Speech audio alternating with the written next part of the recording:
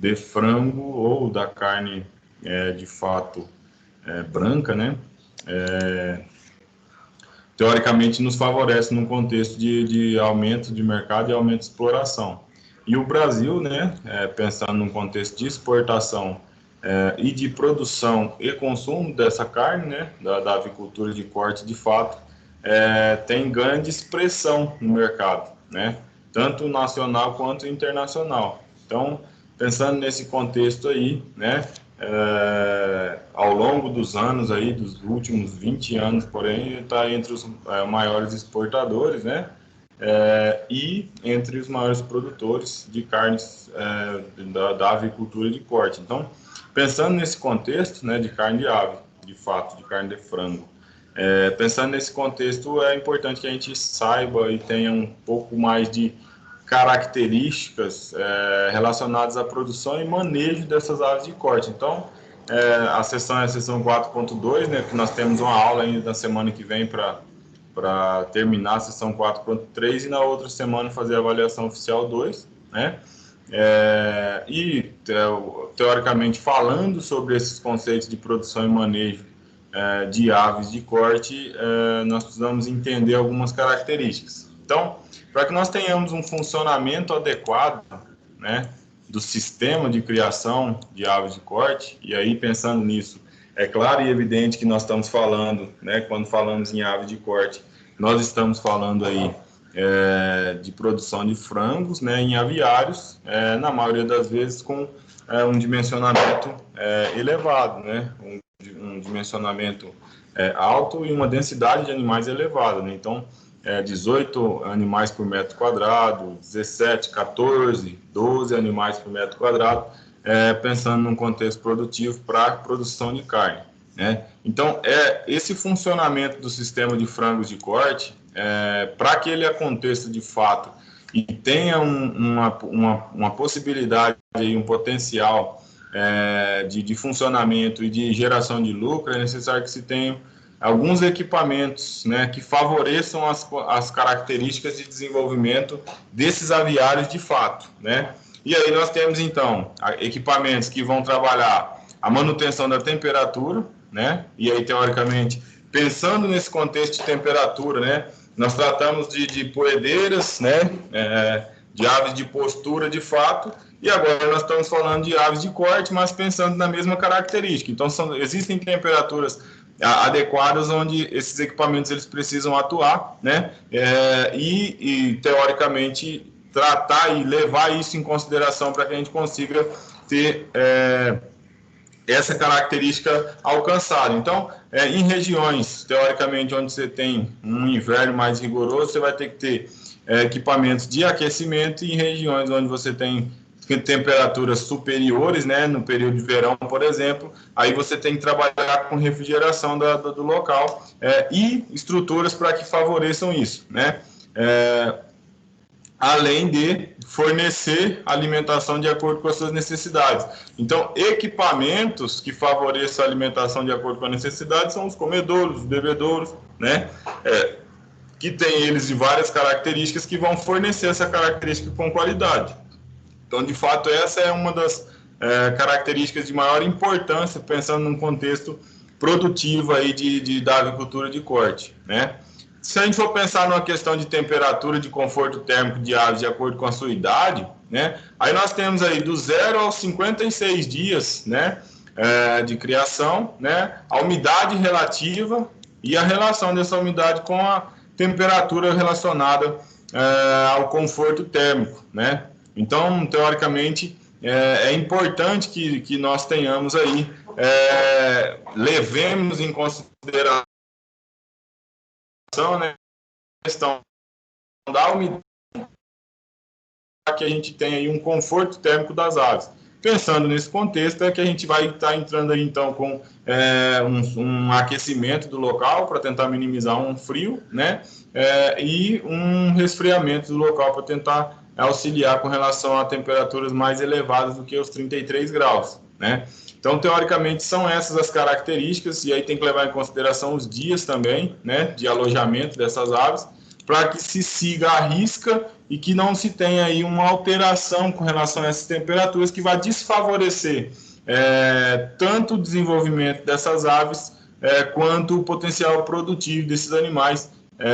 E aí, teoricamente, se você desenvolve pouco, né, se você tem pouco desenvolvimento, você tem produtividades menores, e quando tem produtividades menores, nós temos um ganho menor, um lucro menor, né? Pensando nesse contexto, é claro, né, que por exemplo, se nós estamos aí pensando em aves aí de 42 dias, por exemplo, para o abate, né, você tem pouco tempo para recuperar 1 dia, 2 dias perdidos aí no contexto da alimentação, né, e principalmente temperatura. Então, elevou a temperatura, está no estresse térmico, né, e aí, teoricamente, esse animal vai ter um gasto energético muito maior para tentar regular a sua temperatura, e aí, gastando energia para regular a temperatura, ele está deixando de converter isso em peso, né, e aí, deixando de converter isso em peso, teoricamente, esse animal está deixando de gerar lucro para o produtor. Então, é importante analisar essas questões no contexto produtivo para evitar esses tipos de problema, né? Então, sistemas de aquecimento que nós podemos ter é muito importante, né? Para num contexto geral dentro do aviário, para que se tenha um conforto térmico adequado, porque sem esse conforto térmico adequado, em torno de 80% do gasto energético do animal, ele vai para a manutenção da temperatura corporal. Então, vejam só vocês, se você não tem um sistema que favoreça o conforto térmico dos animais que estão sendo criados num aviário de corte lá, teoricamente, esses animais, eles vão usar da sua energia corporal, né, das suas características, para tentar regular, para trabalhar a manutenção da sua temperatura corporal e evitar a morte de fato, né? E aí os outros 20% apenas que vão para questões de produção e crescimento. Então, esse animal, ele acaba extraindo uma quantidade de energia, né, que possivelmente ou teoricamente ela veio através de nutrição, e essa nutrição é uma ração na qual os senhores ou os produtores, né, ou nós de fato responsáveis pela produção, gastamos, né, tivemos um custo sobre aquele tipo de nutrição, e essa nutrição ela não vai ser convertida em peso, né, porque teoricamente, se a gente for analisar num contexto geral, o que é que nós fazemos? Nós investimos em uma coisa, né, que seria a alimentação, a instalação de fato, mas a alimentação para que esse animal consuma o mínimo possível e consiga converter isso em o máximo possível de peso, porque é isso que vai nos favorecer num contexto produtivo para ganhar, para ter lucro de fato. Tá? Estou falando de um contexto bem amplo, né? Não estou levando em consideração várias características, mas estou dizendo, de fato se resume em, eu coloco alimento para você, você come, e tudo isso que você come, quanto mais isso converter em ganho de peso, para mim, ou para nós, ou para o produtor de maneira geral, é o que é o mais eficiente, é o que nós buscamos de fato. Né? Então, se hoje, por exemplo, a gente conseguisse tratar um boi, por exemplo, com 500 gramas, né, de ração no confinamento, e esse animal conseguisse converter esses 500 gramas em 15 quilos, em uma arroba de fato, isso seria fantástico, né? É óbvio que isso é uma utopia, não tem condições disso acontecer, mas um frango, por exemplo, quanto maior a gente conseguir fazer com que ele converta o que ele está consumindo em peso, isso vai ser muito favorável. Uma vez que você perde ou deixa de analisar e controlar características relacionadas principalmente com temperatura, isso é desfavorecido, tendo em vista que ele vai despendiar aí 80% da sua energia, né, para a produção, para a manutenção das características corporais relacionadas à temperatura. Isso é um problema. Né? Então, pensando no contexto de sistemas de aquecimento, nós temos aí as cortinas, né? Tem a finalidade, além de proteger as aves, evitar a radiação solar direta, ventos, chuvas e outras adversidades, né? Elas são instaladas de modo que a regulagem de sua abertura ou fechamento favoreça o conforto térmico das aves. Então, de fato, essas cortinas tendem a favorecer, e aí pensando no contexto de aquecimento e também de melhorias aí na ventilação da estrutura, dessas características, elas vão nos favorecer. Daqui a pouco a gente vai ver alguns vídeos, tá, que eu trouxe falando de avicultura de corte, e aí nós vamos visualizar cortinas. Na maioria das vezes eles recomendam cortinas se não amarelas, esbranquiçadas, até para favorecer questões aí de radiação solar de fato, tá? Os forros também são favoráveis, né? Eles vão promover um conforto térmico, né? E vão favorecer a climatização da granja, vão criar um clima, uma característica climática no interior da granja mais eficiente. Então, são favoráveis também na utilização. Existia-se há muitos anos, né, os aviários, principalmente os de madeira, onde se faziam estruturas totalmente de madeira e um piso, né, às vezes concretado, de tela, as laterais, né? E que na maioria das vezes não tinha um forro, né? Vai influenciar muito, principalmente em características relacionadas aí à manutenção dessas estruturas, principalmente quando você for retirar os animais e vai ter que fazer uma nova, uma limpeza, né? Desinfecção do local e um período, né? Para que esses animais retornem, ou para que você tenha um novo lote de pintinhos para entrar ali, né? E aí você vai ter que ter um vazio sanitário. Então, de fato, essas três características, né, de limpeza, desinfecção e vazio sanitário, são extremamente interessantes nesse contexto. Quando, né, hoje, nas características de forro, nós vamos ver também nas estruturas lá no vídeo daqui a pouco, quando a gente tem forro de maneira geral, fica um pouco mais fácil de fazer essas limpezas e infecções. Na estrutura que tínhamos antigamente, de fato, era mais complicado, né? Então, as coisas vão inovando, vão melhorando, principalmente em função da característica de sanidade e bem-estar, tá? É fato que o bem-estar é uma questão bem complicada de discutirmos, um pouco porque ela ainda está relacionada aí com ideais, né? Com características aí que convém a determinadas pessoas de uma maneira geral, né? Mas que existem legislações que influenciam relacionadas a isso e que as criações, de fato, elas têm que seguir as legislações que são criadas dentro de um contexto mais amplo, né? E aí, pensando nisso, é importante que a gente leve em consideração as características totais, né? Aquecedores também influenciam nas temperaturas, né? Então, no inverno, por exemplo, é extremamente interessante a questão do uso dos aquecedores, e para os pintinhos de até 15 a 20 dias de idade também vai influenciar muito, pensando num contexto de desenvolvimento desses animais, influenciando na temperatura nos primeiros dias aí com 33, 34 graus, por exemplo, e aí dificilmente você vai ter temperaturas noturnas aí na maioria das cidades aí nessa amplitude, né? Então, é importante utilizar esses aquecedores, principalmente até os 20 dias de idade desses animais, para que eles tenham o maior desenvolvimento possível, tá? O sistema de resfriamento, então, por exemplo, os frangos adultos, eles produzem mais calor e possuem menor superfície para dissipar o calor do que os jovens, né? E aí você tem, principalmente em função da aglomeração, ou seja, você já tinha vários animais por metro quadrado, à medida que eles vão aumentando, o espaço ele vai sendo reduzido, né? E, teoricamente, os frangos adultos, né, eles tendem a ocupar mais espaço por frango. Então, teoricamente, você reduz o espaço dentro da granja, né, dentro do aviário, né? Então, isso vai produzir maior calor, né? Então, é importante ter um sistema de resfriamento que favoreça, né, esses animais e que eles estejam aí na temperatura ideal do seu organismo, né? E aí, pensando nisso, os principais meios para redução de calor são os ventiladores, né? Que têm possibilidade ou caracterizam-se por mecanismos, né? De movimentação de ar. E aí, deixa eu só aceitar um aluno que acessou aqui agora.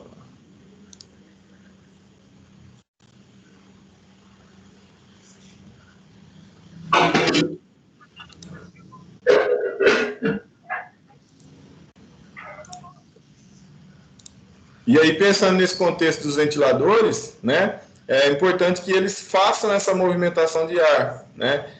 Ele vai dissipar o calor e o vapor de água, principalmente ar quente e úmido, né? Porque esse ar quente e úmido ele causa uma sensação de maior calor nesses animais e eles vão gastar mais energia pensando nisso para conseguir controlar suas temperaturas. Por isso a importância dos ventiladores para fazer com que esse calor e vapor de água, né, esse ar quente e úmido ele seja dissipado, né? Isso vai melhorar a sensibilidade térmica das aves e diminuir o desconforto em função da renovação das massas de ar do interior do galpão. A ventilação adequada vai favorecer a diluição dos contaminantes do ar, como gases em excesso e odores, e remoção do vapor d'água proveniente da transpiração dos animais, excretas, bebedouros, enfim. Então, essa ventilação adequada vai favorecer num contexto tanto sanitário quanto de conforto ambiental para os animais, né? Porque renova essas massas de ar do interior do galpão. Então, teoricamente, você tem que ter ventiladores com essas características. Então, os ventiladores eles têm que funcionar com pressão positiva, né? Fazendo com que o ar externo, né, ele entre, né, na instalação e faça com que o ar interno vá para fora da instalação, né?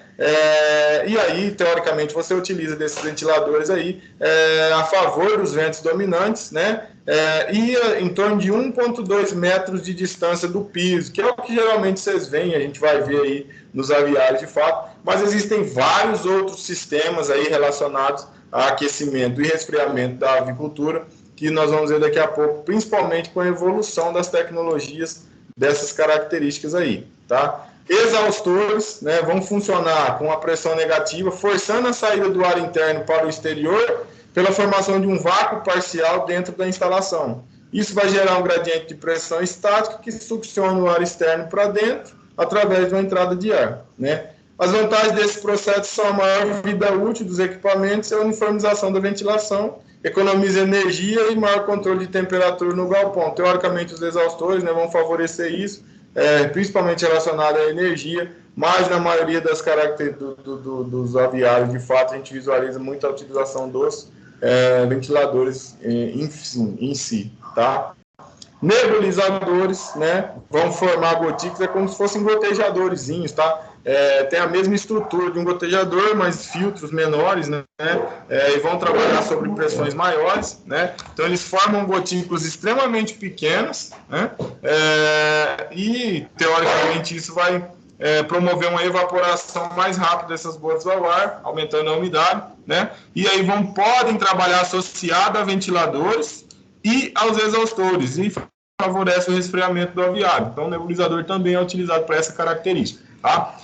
Placas evaporativas ou pad cooling são painéis, né, que são construídos através de materiais muito absorventes, né, principalmente folhas de celulose, tá?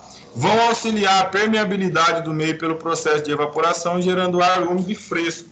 Teoricamente, esses painéis são como se fossem uns painéis de fato, né, uma estrutura em retângulo, né? E aí no meio delas tem uma estrutura, né, em folhas de celulose, como se parecesse com um radiador, né?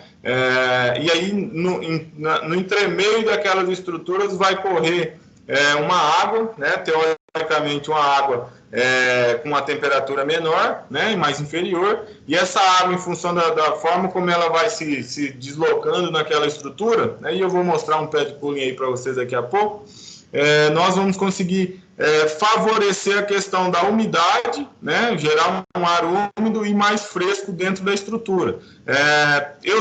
Em aviário, eu nunca visualizei isso de fato, tá? Apesar de saber que tem muitos desses aviários aí novos que já saem com essas características de placas evaporativas, mas já visualizei isso em estufa de circulação, de temperatura e umidade controlada, né? Então, a estrutura das placas evaporativas, ela favorecia aí para controlar a umidade e a temperatura dentro da estufa. É uma característica bem interessante, né? Teoricamente, é importante instalar na entrada de ar, né? Tem 2 a 4 linhas de bico aspersores que emergem água sobre o painel, né? Vão aspergir a água sobre o painel e pode reduzir em torno de 8 a 12 graus a temperatura do aviário. É muito característico, muito interessante, tá? Espera aí um pouquinho, deixa eu mostrar para vocês aí o spread cooling. Faltou só dar um enter aqui. Deixa eu ver. Vou compartilhar com vocês aí para vocês visualizarem.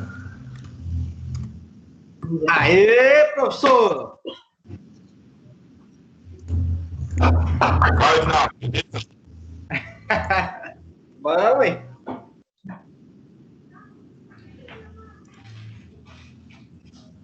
Tá ruim demais a imagem, Paulo.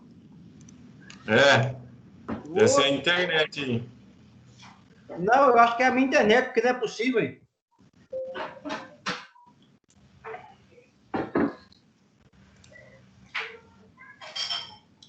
Vou compartilhar com vocês aí. Vocês devem estar vendo aí a minha tela. Pera aí um pouco. Tá tudo branco agora, Paulo. Opa.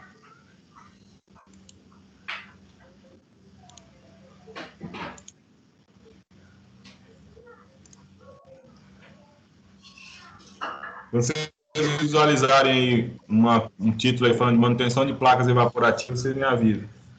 Apareceu só o nome, manutenção de placas evaporativo. É esse tipo de placa que é o pad cooling aí que eles estão falando, né? A placa para favorecer a temperatura dentro do aviário. Aí eles falam algumas características, mas aí... Opa! Fiz a...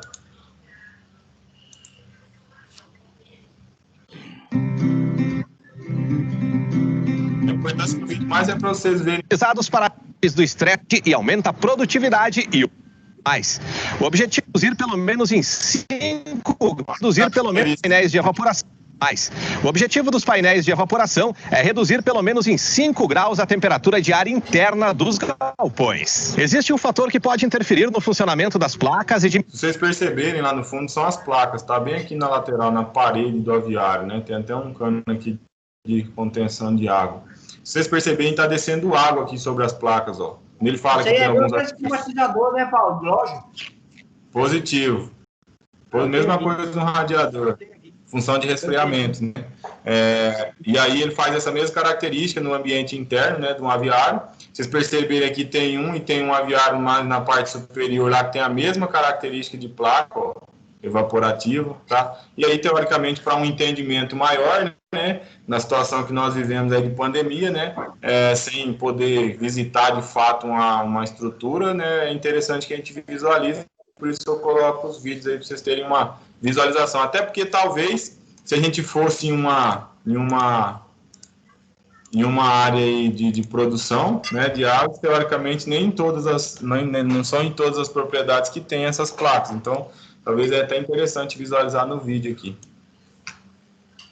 Ô Paulo, mas essas placas elas podem substituir o ventilador? Aqueles ventiladores não tem? Positivo. Mas você não é muito úmido, não, Paulo? Ele não fica ligado o tempo inteiro, não, né? Só um período. Não, tem sensor responsável por fazer a automatização dela, de ligar e desligar essa característica. Mas, assim, no interior lá, você tem ventiladores que vão auxiliar para poder fazer com que o vento entre dentro da estrutura. Ah, tá. Beleza? Isso aí deixa o ambiente muito úmido, né? Oi? Isso aí deixa o ambiente muito úmido, né? Sim, favorece muito a questão da umidade, mas elas funcionam dentro dos padrões necessários para o desenvolvimento do animal, né? Porque se você deixar ela ligada, realmente você vai ter um ambiente muito mais úmido que o que é necessário, né? E aí, pensando nesse contexto, isso seria uma coisa ruim, né? Mas aí ela funciona sobre um sistema de automatização que não deixa com que ela fique ligada o tempo todo, né? E aí, pensando nesse contexto, é importante pensar na automação das estruturas, né? A maioria dos aviários trabalham com comedores automáticos, os bebedouros ficam água disponível o tempo todo, e essas placas também vão trabalhar sobre sensores e timers, né? Que vão ser responsáveis por ligar e desligar essas ferramentas aí. Eu tenho uma amiga minha que é veterinária, Paulo, e eu estou falando pelo seguinte: em alguns aviários, antes de ter sistema de automação para controlar aí o tempo que esse climatizador fica ligado, estava dando fungo no pé do frango, por causa da umidade, entendeu? Mas, assim, mais próximo ali onde fica essas placas, entendeu? Entendi. Mudaram o tempo de funcionamento dessas placas aí.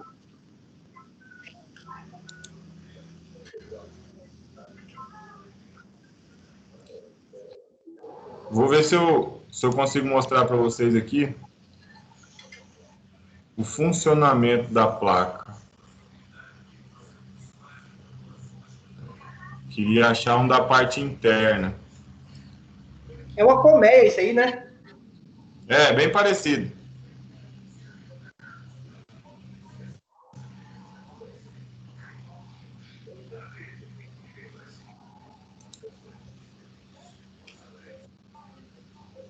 A gente até acha a placa evaporativa, mas não acha.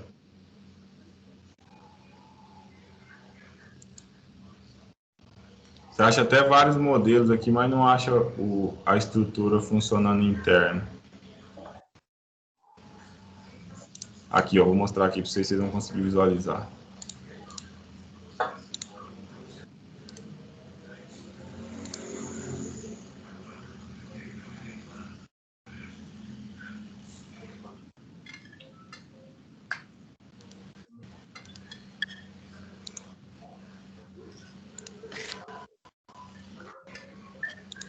Conseguindo ver minha tela aí, né?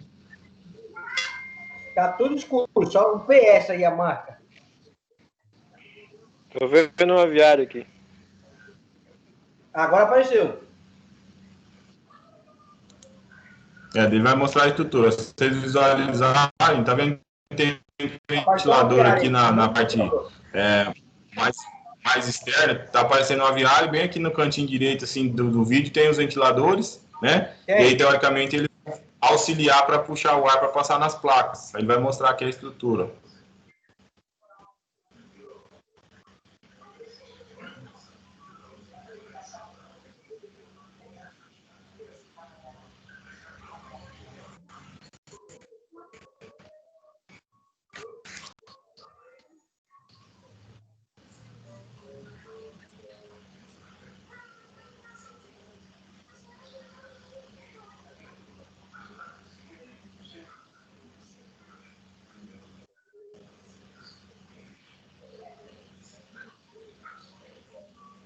Aí a estrutura vai favorecer a coleta de água, né? E a movimentação da água nas placas. Uma bomba, né? É pro retorno, né? Sim.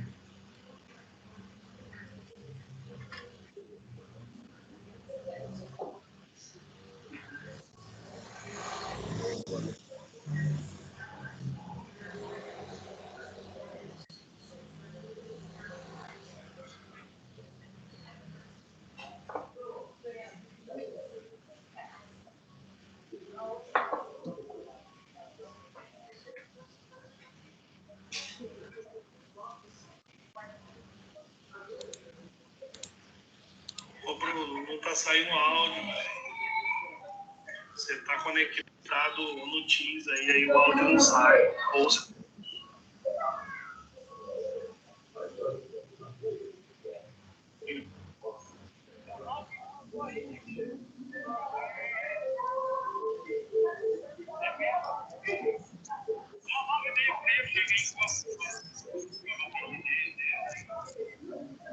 Ô, Paulo.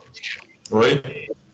Essas placas aí, ela deve ser mais ou menos o mesmo sistema de cálculo do ar-condicionado, para saber o tamanho do ambiente que vai ser utilizado as placas, a quantidade de metros quadrados é a quantidade de placa, né? A recomendação para o tamanho da placa e o ambiente eu não sei te falar, hein, Dinaldo? Mas deve ter influência, sim. Ser metros quadrados, né?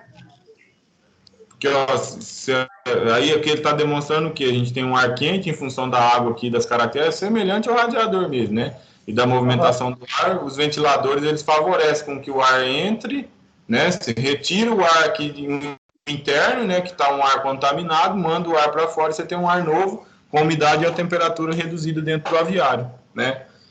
Agora, a recomendação de placa por área por metro quadrado, eu não sei te falar, não. Inclusive, é uma boa pergunta, dá para dar uma pesquisada e passar para vocês aí. Tô ligado. Mas deve ser relacionado por metro quadrado mesmo. Eu acho que deve ser, né? Senão dá excesso de ar, né? Ou falta, né?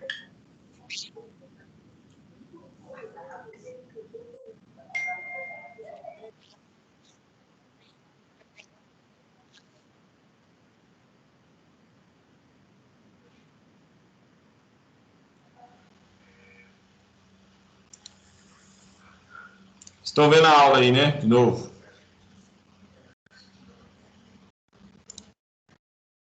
Ô, Silvio.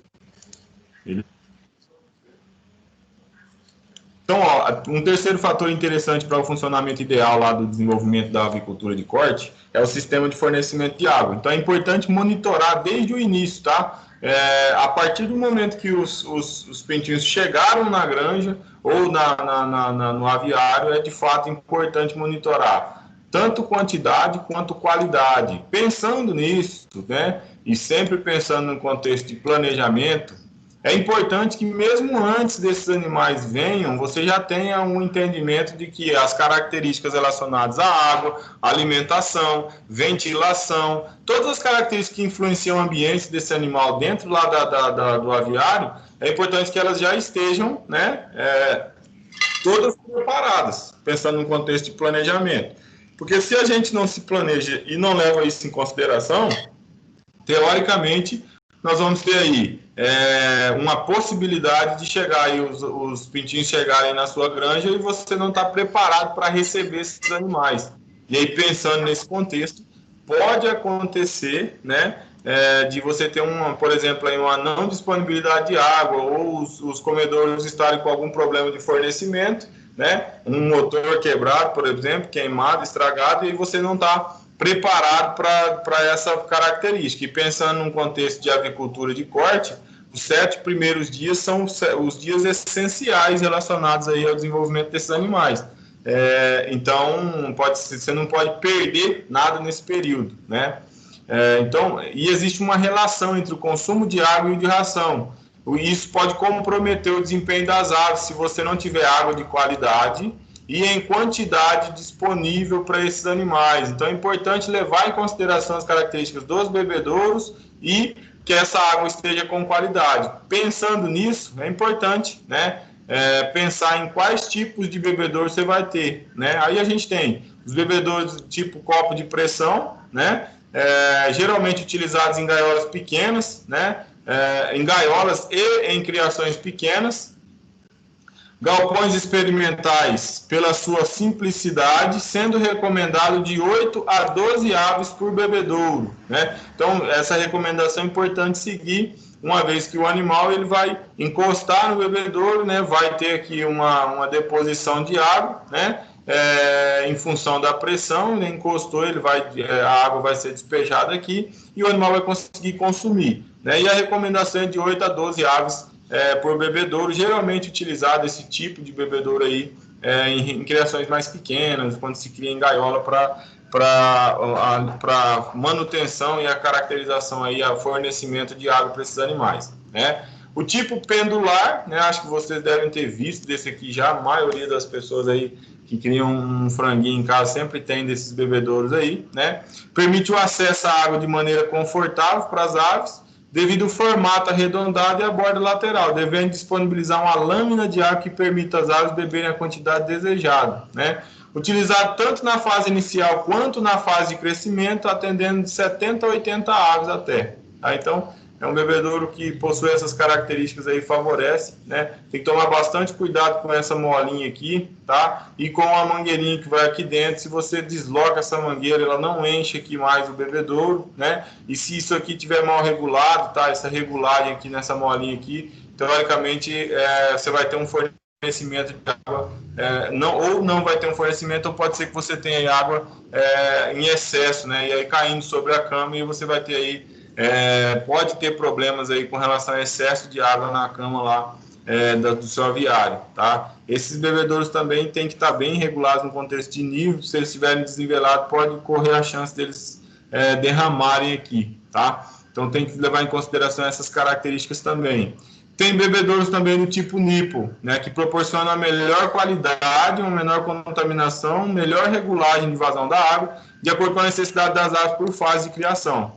É recomendado de 20 a 25 pintinhos ou de 10 a 12 frangos de corte por bico. Tá? Então, o bico é como se fosse um biquinho aqui. Isso aqui é bem sensível, né? E aí o animal ele encosta o bico nesse biquinho aqui. Quando ele quando ele encosta, em função da curiosidade, os animais são bem curiosos, né? Os frangos. Aí quando ele encosta o bico aqui, em função da pressão da água, esse nípel aqui ele vai soltar as gotículas de água, o animal vai conseguir consumir, beber essa água de fato com facilidade, tá? Então, leve isso em consideração também. Na maioria dos aviários, utiliza-se isso aqui, a utilização dos bebedouros tipo nípel, tá? O sistema de fornecimento de ração também é outra característica importantíssima para que o funcionamento do aviário ele seja adequado, né? Então, se vocês perceberem, nós estamos falando das características de um aviário, de fato, para o seu funcionamento, as características de fornecimento de água, de regulagem de temperatura, de funcionamento, de fornecimento de ração, que é o que nós vamos falar agora também, né? Então, o sistema de fornecimento de ração, os comedouros, eles têm função de fornecer alimento, né, de uma forma limpa, homogênea, que não aconteça desperdício ou que minimize esse desperdício, né? Os animais têm que ter livre acesso nesses comedouros, né? E a gente tem que buscar sempre, não só para comedouros, tá? Para todas as estruturas que favoreçam, ou seja, não deem manutenção, né? Ou se der a mínima possível, né? E favoreçam a questão de economia relacionada à mão de obra. Então, na maioria dos casos, hoje, o que se busca, né, é redução de mão de obra dentro do desenvolvimento produtivo, né? Então, a maioria das grandes aviculturas, a maioria das grandes fazendas responsáveis pelo agronegócio brasileiro, pensando num contexto de grandes produtores, tá? Num contexto de tamanho, de volume de coisas produzidas, não quer dizer que eles são grandes, porque eles são maiores do que qualquer outro produtor, não. É porque eles produzem em volume maior, tá? E aí, pensando nesse contexto, eles tentam automatizar, tendo em vista que seria muito difícil trabalhar com mão de obra, porque ia necessitar de uma mão de obra treinada muito grande, e a automatização favorece muito esse contexto, esse mercado, principalmente num contexto de bem-estar desses animais, controle melhor dentro da estrutura, da infraestrutura. E uma questão muito maior aí dentro do contexto da avicultura, que é o estresse desses animais, né? Esses animais, eles não toleram uma movimentação muito grande de pessoas dentro da avicultura de fato. Então, é importante analisar essas questões também, né? Então, os comedouros, a gente tem comedouro do tipo tubular, né? Geralmente em granjas de pequeno e médio porte, utiliza esses comedouros aqui, né? Tem um investimento inicial menor e uma durabilidade, né, razoável, né, apresentando um tubo, né, com capacidade até de 20 quilos de ração, né, e esse prato de alumínio ou plástico, na maioria das vezes, que pode ser de plástico, está aqui no caso, né, sem divisórios e com superfície lisa. Promove a distribuição uniforme da ração, serve até 80 aves, dependendo do tamanho, né, da estrutura, e até 45 aves de fase final. Então, 80 aves fase inicial e 45 aves fase final. Tem que tomar cuidado na questão da regulagem de altura, a gente vai falar daqui a pouco, né? Inclusive vou mostrar uma foto, e que de fato vai favorecer essas questões. Então, são alguns dos tipos de comedouro, estruturas que favorecem aí a alimentação dos animais, né? Comedouro automático, né? Então, é um sistema composto por tubos, né? E aí, se a gente for analisar, os tubos estão aqui, né? Que vão transportar automaticamente a ração para os pratos de madeira uniforme, de maneira uniforme, tá? Não de madeira, mantendo um nível de ração igual em toda a linha de distribuição. Então, teoricamente, os comedouros vão receber o mesmo nível, a mesma quantidade de ração ao longo do tubo aqui, tá? Evitando tanto excesso quanto falta de ração para essas aves, né?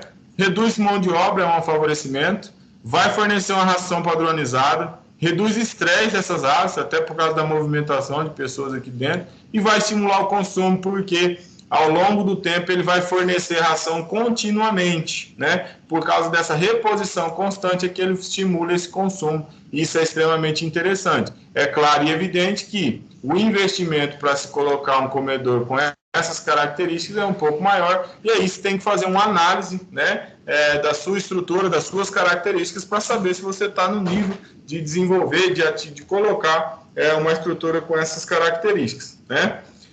Dentro desse contexto do comedouro automático, teoricamente, o investimento é muito alto, né? Vai depender de energia também. Então, nos outros comedouros, por exemplo, se eu quisesse, eu ia lá, né? Podia fazer a movimentação da ração, colocar lá sem problema nenhum, a única coisa que eu ia gastar era mão de obra.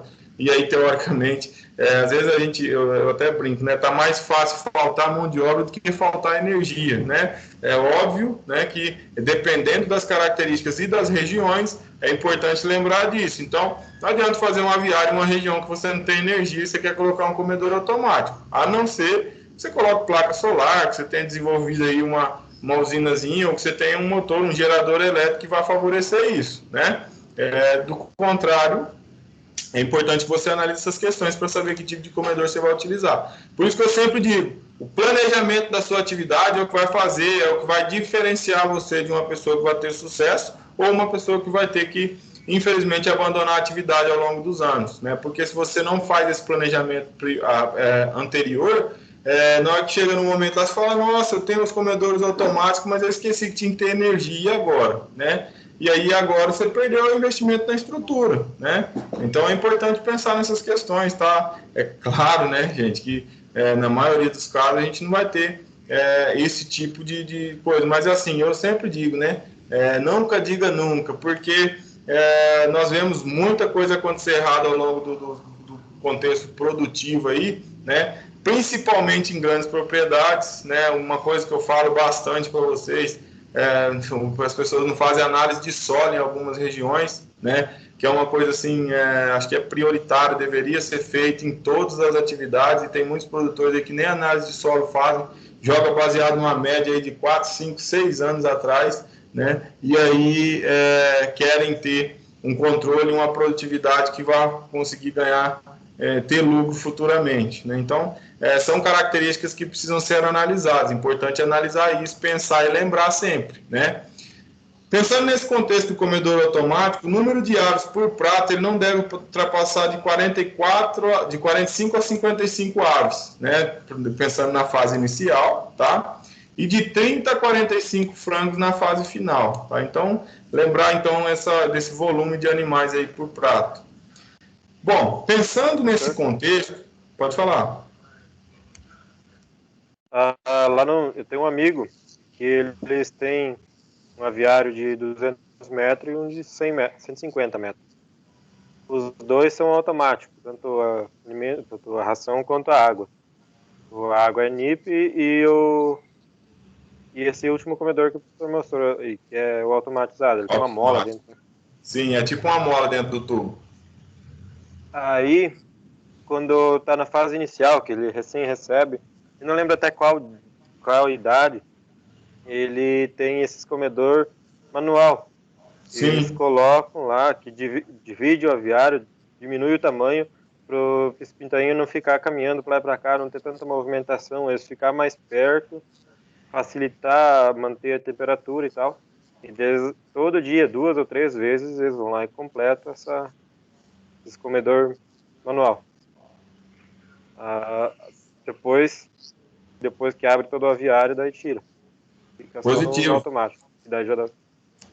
A gente vai falar um pouco sobre essas características aí, Juliano. Inclusive, é uma das atividades que vocês vão fazer aí para o final da aula, que vai ser daqui a pouco, relacionada ao manejo pré-inicial, ou manejo inicial dessas aves ao chegarem no aviário, né? Porque quando esses animais eles chegam pintinhos muito pequenos, né?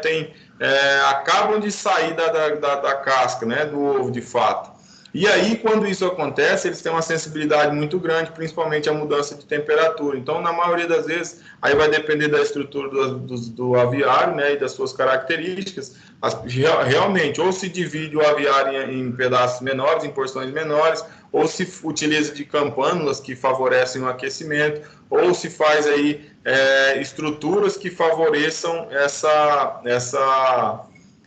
esse aquecimento dos animais. E aí, teoricamente, né, tanto bebedouros e comedouros podem ser utilizados aí para esse manejo, porque na fase inicial esses animais têm que ter um cuidado mais próximo aí do avicultor mesmo, tá? Mas esse manejo pré-inicial a gente vai falar dele daqui a pouquinho, inclusive é um pedaço, né, são 3 as estruturas e a parte inicial que eu quero que vocês descrevam, né, sobre a avicultura de corte, que são de bastante interesse aí num contexto produtivo, tá? Mas é bem interessante, isso aí é uma característica importante mesmo.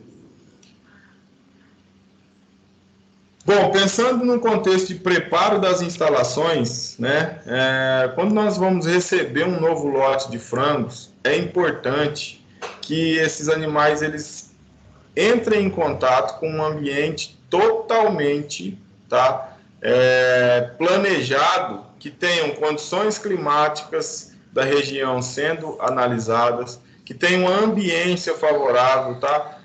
Pensar no contexto da densidade de criação desses animais e no nível tecnológico do aviário, se é automatizado ou manual.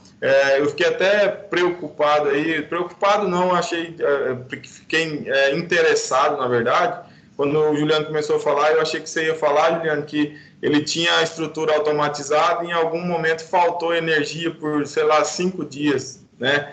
Então tem que tomar um pouco de cuidado pensando num contexto automatizado. A maioria dos produtores, né, tendem a ter os geradores, de fato, para tentar evitar esse tipo de problema, mas existem regiões onde os produtores confiam muito, e aí, né, nós estamos vivendo em uma situação totalmente fora dos padrões aí, no Brasil, né, se eu não estou enganado, acho que é no Amapá, né, que está acontecendo aí um apagão e já tem bastante tempo, já tem vários dias, né?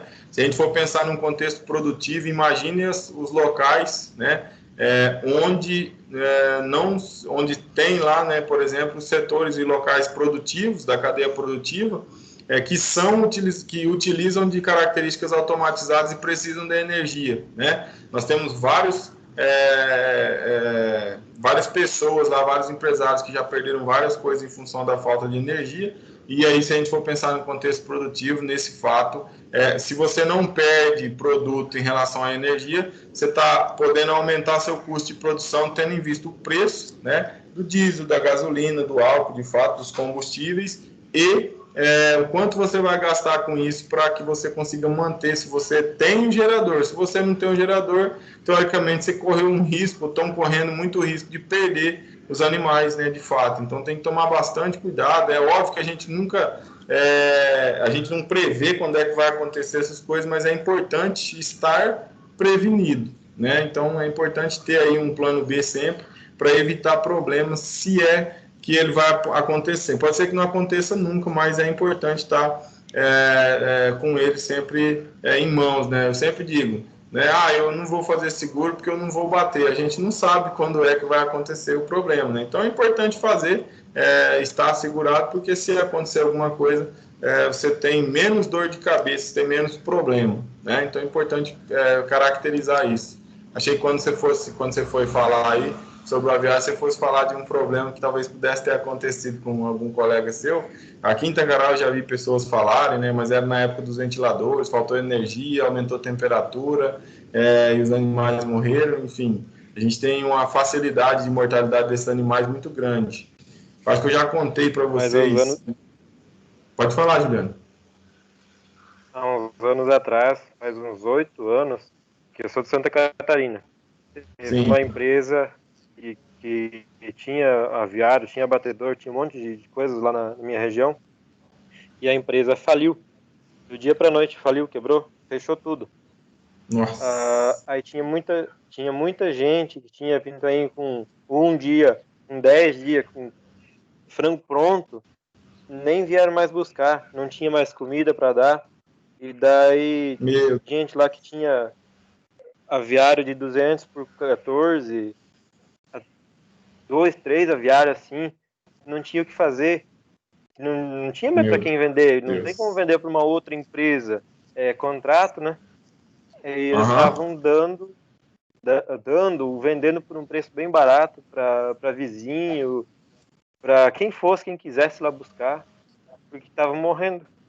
Nossa. Faz uns 8 anos. Você tá doido.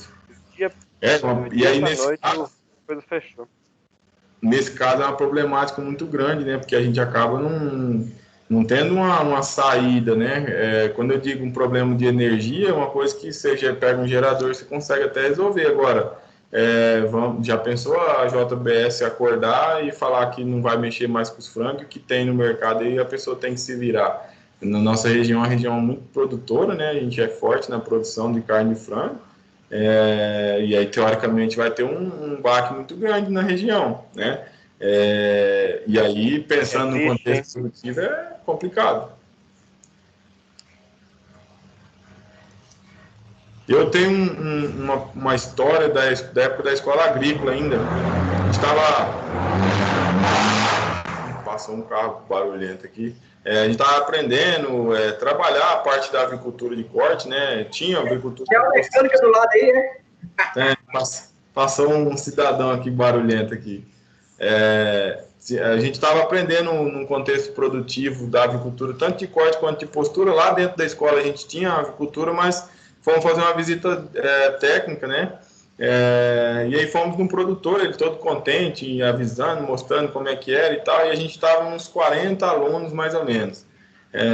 E aí, a escola ela tinha em torno de 280 alunos, né? Só que a gente ia de 40 em 40 na propriedade. Então, ia no final de semana, ia na sexta, na quinta, dependendo do dia da sua disciplina, você ia lá visitar a propriedade. E aí nós fomos na propriedade, o cidadão apresentou tudo, mostrou tudo, e dentro do aviário, o mínimo possível que você fizer de barulho, né, é interessante, porque esses animais, como eles são criados ali, sem uma movimentação, sem nada, qualquer barulho ou qualquer estresse que eles fazem, qualquer susto que você der neles, pode ser que eles morram, né, em função de todo o potencial de crescimento que eles têm, das suas características. Então eles não são animais atletas aí, né, para suportar aí um aumento aí das pressões arteriais de fato, né? Então, o que acontece? Nós estávamos lá e aí apresentou tudo, aí o homem achou interessante tirar uma foto, chamou todo mundo para entrar dentro do aviário e aí agradeceu. Quando ele agradeceu, o que os alunos fazem? Todo mundo bateu palma, né? E aí, quando você bateu o palmo, todo mundo assustou os animais, então teve uma mortalidade um pouco grande dentro da estrutura. Ele tomou um prejuízo, era um cara muito gente boa, gostava muito da gente, inclusive era pai de um aluno, né? Mas certamente ele não ficou muito contente com a visita, não. Aconteceu e de fato a gente fica com isso marcado, porque tem que tomar cuidado com as estruturas e com as características, né? Animais estressados, é importante lembrar disso, e por isso que muitas das vezes quando se vai fazer visitas em propriedades com essas características, é importante levar isso em consideração, principalmente pensando no contexto de sanidade, né, que é muita gente se movimentando naquela atividade, então, pensando em sanidade também influencia bastante, tá?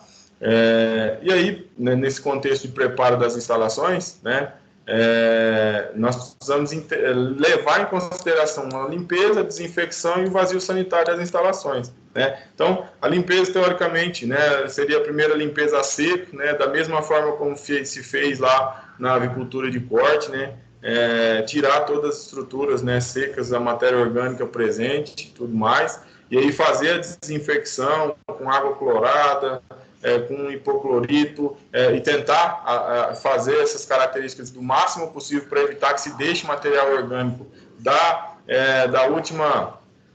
do último lote que saiu de dentro da atividade, né? E fazer sempre os vazios sanitários aí, que na maioria das vezes levam em torno de 10, 12 dias aí de vazio sanitário, abrir cortina, não deixar entrar raio luminoso, para tentar minimizar ou evitar que a gente tenha aí contaminação do ambiente para um novo lote, para que o novo lote entre com o máximo possível aí de sanidade dentro dessas características, tá?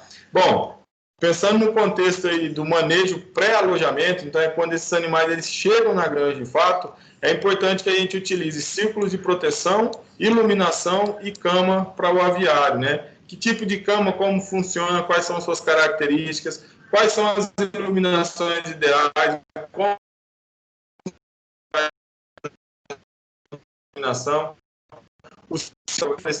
isso, eu faço uma divisão da estrutura, eu uso círculo de proteção, como fazer esses círculos, o que para que serve, e algumas características da movimentação dos animais dentro desses círculos de proteção que influenciam em algumas tomadas de decisão enquanto profissional, tá? E isso no final da aula eu vou fazer um questionamento para vocês vão ter que me responder para hoje, tá? De fato, é bem tranquilo, é bem interessante, mas sobre essas três características. E aí, pensando no conceito de receber os pintinhos no galpão, é importante levar em consideração, ó, os aquecedores têm que estar todos organizados, os termostatos e as sondas, tá? As temperaturas do piso, elas é importante ser medida para que você tenha uma noção, né, do que o animal realmente vai estar ali sobre o piso. Então, essa temperatura do piso é importante levar em consideração, porque influencia na temperatura do pintinho, tá? A ventilação do ambiente tem que estar adequada, os bebedouros têm que estarem todos funcionando com água limpa, com suas características favoráveis, e os comedouros também. Então, lembrar essas características aqui quando você for receber os pintinhos, né? De fato é importante às vezes anotar e ir ticando, né? Opa, já está tudo certo, bebedouro, né? Comedouro, né? A ventilação está tudo funcionando, a parte elétrica, tudo mais, a iluminação, as luzes, as lâmpadas, tudo característico. Por quê? Porque se você tiver qualquer tipo de dificuldade relacionada a essas características, pode ser que você tenha dificuldade em resolver esses problemas e isso vai desfavorecer seus lucros. Tá? Então é importante lembrar disso, né? A qualidade dos pintinhos que serão utilizados nas granjas de frango de corte começa com a nutrição das matrizes, né? Passando pela classificação dos ovos no incubatório, visto que há relação direta entre o peso do ovo, o peso do pinto e o peso final do frango, tá? Assim, as características de qualidade, tá, observáveis em pintos de um dia são esperteza, uniformidade do lote, abdômen firme, umbigo bem cicatrizado, sem defeitos físicos, reações normais às vacinas, canelas fortes, brilhantes e bem hidratadas, penugem seca e fofa, olhos redondos, brilhantes e vivos, livres de bactérias e fungos patogênicos e boa imunidade maternal. Então, essas características, ou seja, boa imunidade maternal é um animal vacinado, né, que produziu esses ovos. Essas características de qualidade do pintinho vão favorecer você, teoricamente, no seu melhor ganho relacionado à produção dentro da avicultura, né? E quando a gente fala disso, é importante que a gente visualize isso de uma forma mais prática, né? Vou colocar aqui, deixa eu compartilhar com vocês a tela aqui.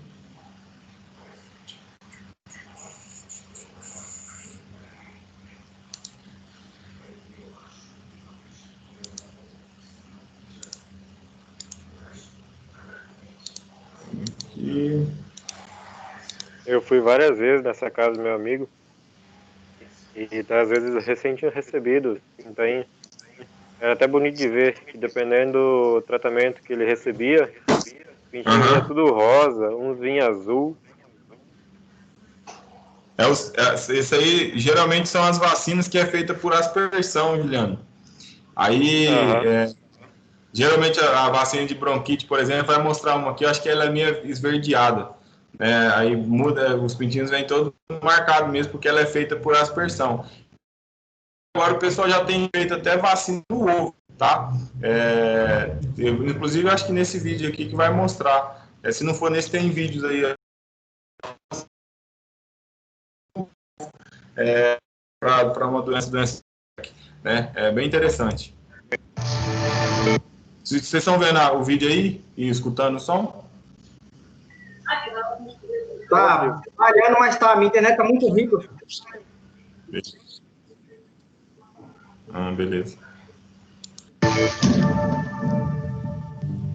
Olá, você está assistindo mais um conteúdo oferecido pela Agroceres Multimix. Nós somos uma empresa comprometida com o desenvolvimento do agronegócio nacional. Por isso, acreditamos que compartilhar conhecimento é essencial. Aproveite!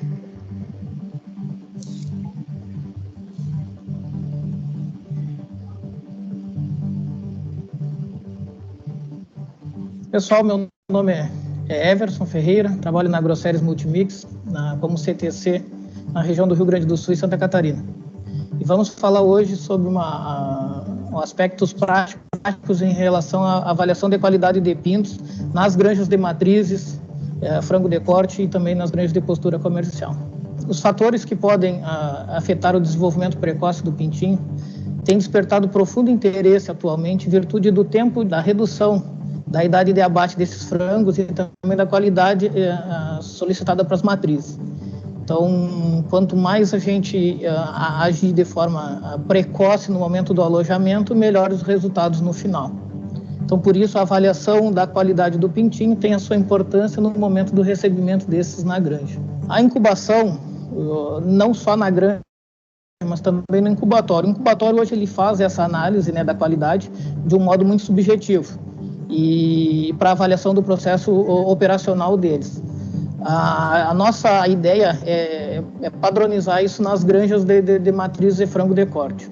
Por se tratar de uma avaliação qualitativa, visual e muito subjetiva, ela varia muito de avaliador para avaliador. Então, a ideia nossa é estabelecer uma planilha que algumas empresas utilizam, da gente estar monitorando a qualidade desse pintinho no momento do resto na granja. Essa avaliação ela é subjetiva, por isso a ideia de padronizar as informações, tá? De modo que a gente possa dar um respaldo ao nosso incubatório fornecedor e também ao fornecedor de pintos, caso não seja da mesma empresa. Os avaliados. A gente avalia peso, temperatura da cloaca, reflexo, comportamento desse pintinho quando estimulado, qualidade do umbigo, a questão de pernas, tornozelo,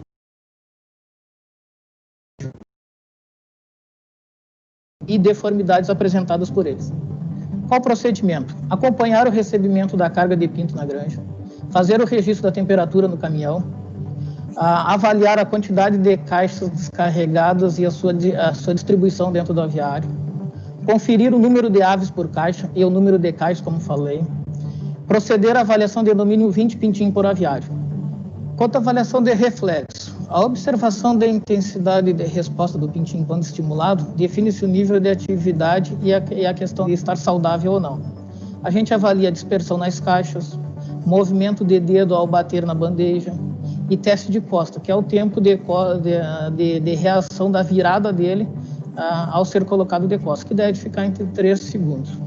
Umbigo, também de suma importância na avaliação, a gente observa muita qualidade do umbigo, se ele está bem sequinho, se ele está bem cicatrizado e sem a presença do cordão umbilical. Aqui a gente mostra duas imagens de um pintinho com um umbigo sequinho, fofo, bem tranquilo, né? E outro com cordão umbilical ainda exposto. Isso nos indica um problema no terço final da incubação relacionado à temperatura. Outro ponto a ser analisado são os reflexos das pernas, tornozelos e joelhos. Tá? Então, o pintinho ele necessita que tenha umas pernas saudáveis, umas pernas íntegras para locomoção dentro do aviário e buscar água, comida. Então, essa avaliação também é importante. Pernas e jarretes avermelhados, lesões, a gente observa a questão de desidratação. Tá? Podem ser aspectos de um pintinho mal hidratado e o futuro problema de locomoção à frente. Aqui a gente tem algumas fotos, né? Então, da esquerda, uma perna bem hidratada, um pezinho bem hidratado, bem sedoso. Tá? Aí depois a gente já vai para uma perna bem ressecada, bem desidratada, os dedos com problema de lesões e também os jarretes ali avermelhados que indicam um processo infeccioso, inflamatório. Penugem. Outro aspecto importantíssimo na avaliação do pintinho. As penugens devem estar secas, fofas e sem resíduo de incubação ou molhadas. Defeitos. Os defeitos são os bicos cruzados, principalmente as pernas tortas, né? Então, ou 3 pernas. Então, a gente tem que fazer uma seleção no incubatório para que isso não seja alojado nos aviários. Então, para isso também na planilha tem um ponto lá da gente fazer o score dos defeitos dos pintinhos alojados no aviário. Então, aqui a gente mostra a imagem de um pintinho com o bico saudável à esquerda, o do meio com o bico avermelhado e o da direita com as pernas tortas, indicando de locomoção. Pessoal, apresentando a de qualidade de pintos, onde a gente, já no cabeçalho, coloca um incubatório de origem, ou da própria integração, ou do fornecedor de pintos de terceiros, a data do alojamento, o lote de matriz que compõe esse alojamento de frango, ou o lote de avós que compõe esse alojamento de matriz, e algumas observações aí durante o alojamento, temperatura diária, aspecto do dia, e peso do pintinho e temperatura cloacal. O enfoque aqui em peso de pintinho, porque no frango de corte a gente pode colocar o peso das caixas pesadas Mas em matrizes pesadas, no momento do alojamento, é interessante colocar o peso por categoria. Peso da super leve, peso da leve, peso da média leve e assim por diante. O score é denominado por letras A, B e C, sendo A para excelente, B aceitáveis. A gente vai avaliar 20 pintinhos, como falei anteriormente, e desses 20 pintinhos avaliando reflexo, umbigo, pernas, joelhos, penugem, defeito, e aí vai dar um score depois por pinto. Tá? Então, para características excelente, questão de reflexo, o pinto deita de costas e vira até 3 segundos. Para aceitável, a virada dele se dá de 4 a 10 segundos. E para inaceitável, mais de 10 segundos. Para a questão de umbigo, pintinho excelente, ele é limpo e bem curado. Para aceitável, fechado, mas levemente expostos. E para inaceitável, é um umbigo não fechado, com cordão umbilical exposto e um umbigo bastante úmido. Para as pernas, aceitável, pernas limpas e enceradas. Excelente, pernas limpas e enceradas. Aceitável, levemente desidratado e pálidas. E totalmente inaceitável são desidratadas com as veias salientes. Joelho, excelente, eles limpos e sem mancha. Aceitável, com um ligeiro rubor. Inaceitável, com uma cor avermelhada e rubor intenso. Penugem, que é um aspecto muito importante, a gente caracteriza como excelente para penugens secas e limpas, como aceitável para penas úmidas e aderência, e inaceitável com aves molhadas, presença de sujidades e muito resíduo de incubação. Para defeitos, excelente seria um pintinho totalmente sem defeito. Para aceitável, algumas alterações sutis. E para inaceitável, são pintos sem olhos, cegos, com pernas tortas, abertas, com abrasões, bicos cruzados, sem empenar ou muito abatido.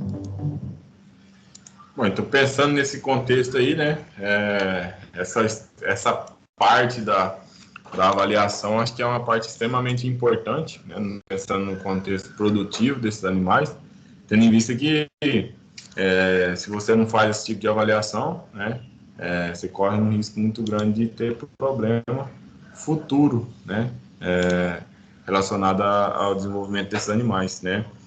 Eu, de fato, tenho uma chocadeira em casa, né, faço algum tipo de... Inclusive, vou colocar uns ovos para incubar hoje, e em alguns momentos a gente percebe, né, eu tive um problema no mês passado, no mês retrasado, não sei, com a falta de energia, né, e faltou, e aí a temperatura da chocadeira, de fato, ela é reduzida. Eu estava com 3 ou 4 dúzias de ovos na chocadeira, todos eles testados, né, feita a ovoscopia e teoricamente com um pintinho em formação, né, e de fato das 3 ou 4 dúzias, apenas um pintinho conseguiu eclodir, né, teoricamente nascer, porque nesse manejo da temperatura, e realmente esse pintinho ele nasceu com o cordão umbilical sequinho ali na estrutura, ainda colado sobre o pintinho, né? Então, teoricamente, ele teve um problema no terço final, né, da incubação, relacionado à temperatura, realmente, que teve uma queda muito brusca de temperatura. Isso é um problema interessante de ser analisado, tá?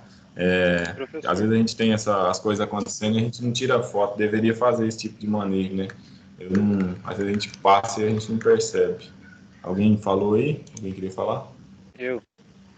Professor, o que seria, qual problema seria na incubação? O pintinho se desenvolve, tudo bonito dentro do ovo, só que quando chega a hora dele eclodir, dele nascer, ele não nasce, ele não consegue quebrar a casca. E os que quebram a casca são meio fraquinhos e tal, meio deficientes. O que seria isso? Seria falta da água, falta de umidade na incubadora? Na maioria dos casos, quando não acontece essa eclosão, tá? Quando eles não conseguem quebrar o ovo, eu já tive muito problema com isso. É problema com umidade, tá? Muitas vezes é a umidade dentro da chocadeira. Eu, por exemplo, trabalho com chocadeira que não controla a umidade, né? Teoricamente, a gente teria que ter um termigrômetro automático, né? Porque a minha chocadeira, por exemplo, ela faz a viragem dos ovos sozinha. Então, eu tenho que colocar lá, e muitas vezes a gente deixa em torno de 3 dias aí, né? Depois que você coloca o ovo. Geralmente, se você chega com esse ovo de algum lugar, você coloca para ficar no mínimo 2 horas aí para estabilizar, né? Após isso acontecer, você pode fazer uma lavagem desse ovo antes de inserir ele dentro da chocadeira, mas tem que tomar muito cuidado, porque dependendo do esfregaço que você faz, você pode contaminar, né? E aí você coloca esse ovo após as 2 horas de parada ali dele estático, né? Você coloca ele para chocar, e muitas vezes a gente teria que controlar a umidade, né? Caracterizar essa umidade aí, né? Algumas literaturas falam em torno de 60% de umidade, e aí uma redução de 40%, 50%, mas o que de fato tem que tomar cuidado é que tem que manter isso, né? E muitas vezes a gente não tem essa característica, inclusive a ventilação da chocadeira influencia muito, tá? Então, tirar o ar que fica lá dentro, e o que acontece muito é a gente coloca uma vasilha bem grande, né? Deixa aquela água ficar lá por vários dias e a gente acaba não trocando essa água. Então, a água também vai teoricamente contaminar. Então, tem vários fatores que podem influenciar, né? Contaminação do ovo, né? Mas aí, na maioria das vezes, esse feto ele já nem se forma tanto. E, realmente, a umidade influencia muito nesse contexto. Eu cheguei a ter um problema com umidade, Juliano, no terço final, principalmente, da incubação, porque o que aconteceu? Eu acabei, olhava a chocadeira e esqueci de olhar se tinha água, né, confiando naquela água lá, que ela fica embaixo, a gente acaba não visualizando, aí eu conseguia ver os ovos pela portinha da chocadeira, fui eu que desenvolvi a chocadeira, mas isso é uma época antiga, né? Desenvolvi a chocadeira e tal, e aí eu olhava pela portinha e conseguia ver. Então eu ligava a luz da chocadeira, eu via os ovos, estava tudo normal, desligava e beleza. E eu acabei, na época, começando, esquecendo da água, né? Por fim, você via que aqueles ovos, eles não saíam, você via que o pintinho ele não tinha condições. Às vezes eu chegava, como você via que acontecer de alguns pintinhos saírem, né? Aí você fala, pô, vou pegar os outros ovos para mim ver o que está acontecendo.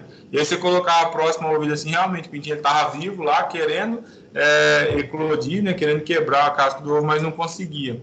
E aí, teoricamente, quando você fazia movimento, quebrava a casquinha do ovo e tentava tirar, o interior do ovo estava quase que sem água, como se estivesse extraindo água do ovo ao ambiente, porque estava muito... A temperatura ela se mantém, né? Porque você coloca uma temperatura em torno de 37 graus e, teoricamente, você tem alguma evaporação. Então, não tem água lá naquele interior, vai ter que extrair de algum lugar. Então, eu tinha bastante problema. Eu já tive bastante problema com isso. Mas quando eu estava mais amadorzão aí na incubação de ovos, tá? Mas tem muita influência a umidade, Juliano, para essa característica aí. Eu pedi isso porque meu pai trabalhava com índio gigante e ele tinha uma chocadeira, ele colocava 50, 100, 150 ovos para eclodir, e daí quando chegava ali no 21º dia, que é o dia dele nascer, ele não nascia. Aí, que nem você falou, o pintinho estava pronto, colocava no ouvido, chacoalhava o ovo, ele piava. Deixava 2 dias, o pintinho morria dentro do ovo. Ia lá jogar fora, ele estava pronto, ele estava formadinho, tudo bonitinho. Só que não saía. Mas, 21 dias, tem jeito, galinha não tem boquinha. Botou 21 dias, se ele não sair, mesmo, aí eu chacoalhei lá, escutei um barulho. É melhor você quebrar o ovo e ajudar ele sair, tá? Muitas vezes você perde alguns animais, inclusive tem alguns animais desses, né, com 21 dias, que às vezes você vai tentar auxiliar nessa eclosão aí e ele não está formado ainda, né? Tem algum cordão umbilical, às vezes está muito para fora, não fecha direito, e esse animal talvez você vai perder, tá? Mas deixar ele dentro do ovo talvez seja pior. Óbvio, estou falando isso por uma experiência, não por um experimento, tá, próprio de artigo, nada, mas a minha experiência é bem negativa com deixar e tentar ver se o pintinho consegue sair sozinho após os 21, 22, tá, no máximo dias. A gente tem que considerar aí a hora que colocou o ovo para fazer para colocar na chocadeira, porque aí considera essas horas com relação à eclosão, mas acontece muito isso aí, e eu tenho uma ligação teoricamente com a umidade, tá? A umidade influencia muito, e como a gente não consegue controlar, na maioria dessas chocadeiras não tem, teria que ter um termigrômetro, né, para medir a temperatura e a umidade. A gente não tem, a gente mede a temperatura, coloca a água lá e acha que está tudo certo, né? Então tem uma influência muito grande sobre essa questão da eclosão aí, tá? Eu vou colocar os ovos na incubação aqui, vou colocar na chocadeira e vou tirar umas fotos, vou acompanhando aqui, daí eu tento colocar nas aulas aí até a gente acabar para vocês visualizarem. Beleza. Bom, então pensando nessa questão do manejo inicial... Oi, Alvin, tá falando aí?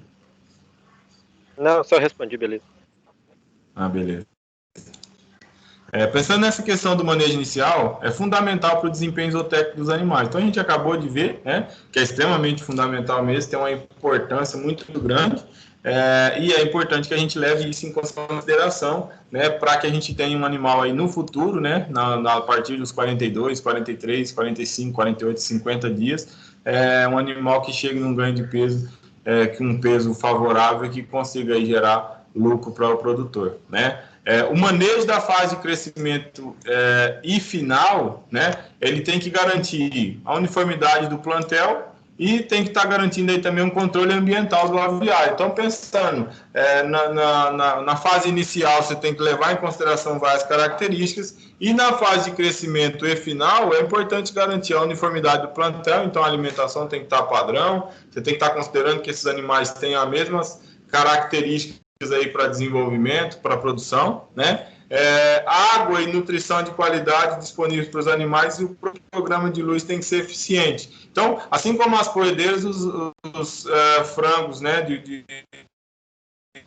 de corte também tem essa característica de programas de luz, né? Um indicador, né, de um lote bem manejado e com bons resultados, né? Teoricamente são lotes uniformes, né? Então, lotes uniformes favorecem um bom resultado para a produção final, né? Geralmente, um indicador favorável 7 dias de idade para o desenvolvimento dessas aves, e aí pesar esses animais aos 7 dias de idade é um indicador favorável para determinar a uniformidade do plantel. Como que se determina isso? A uniformidade ela é calculada mostrando o peso de 100 aves do plantel, tá? A partir do peso médio obtido, né?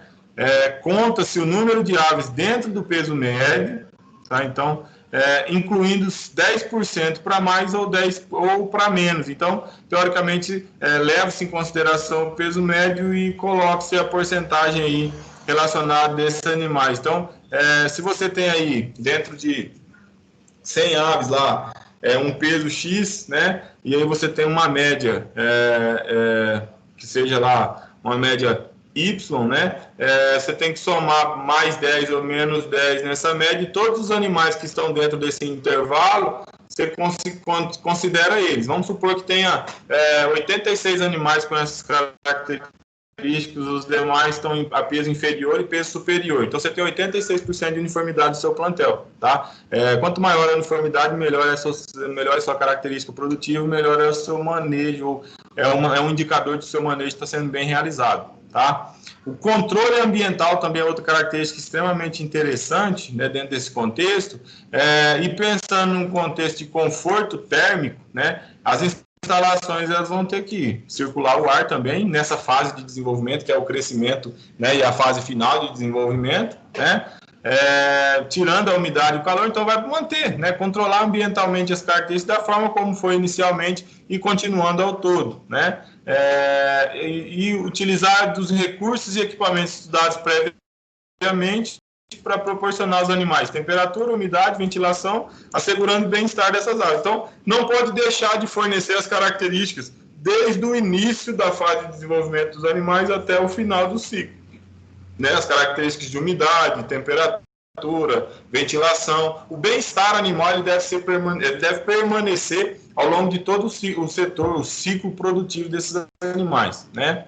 E o manejo dos bebedouros, né? Os bebedouros eles devem ser regulados conforme a altura das aves, né? Temperatura, umidade, composição da dieta, tudo isso, né?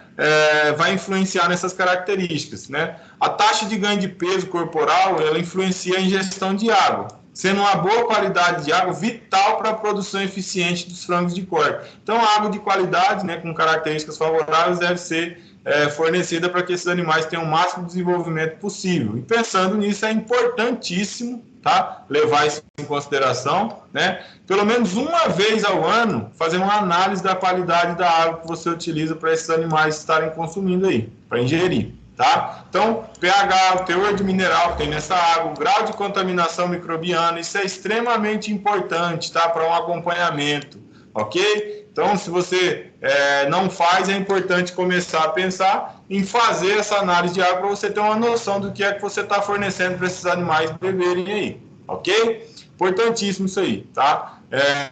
E o manejo nutricional, importante regular também os comedouros. Então, da mesma forma como regula os bebedouros, regular os comedouros para esses animais irem consumir, né?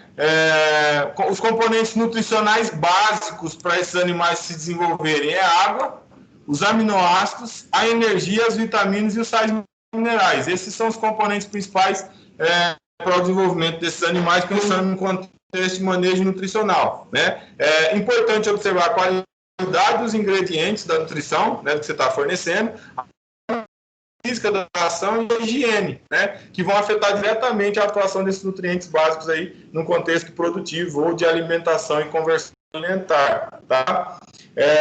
Deve-se considerar, né, as necessidades nutricionais baseado no programa de alimentação. E aí isso vai variar de produtor para produtor. Então, cada produtor tem um programa de alimentação, na realidade, né, dependendo das características aí produtivas, né, ou a forma como se trabalha, a alimentação, o manejo de alimentação é inclusive fornecido pelas empresas, que elas que determinam, né, isso, e o produtor tem a responsabilidade de gerar esse produto de fato, né. Pensando no contexto de regulagem dos comedouros, né, a gente tem a regulagem dos comedouros tubulares e a regulagem dos comedouros pendulares, só para um exemplo, né. No bebedouro, a borda do bebedouro tem que estar mais ou menos 5 centímetros acima do dorso da ave, né?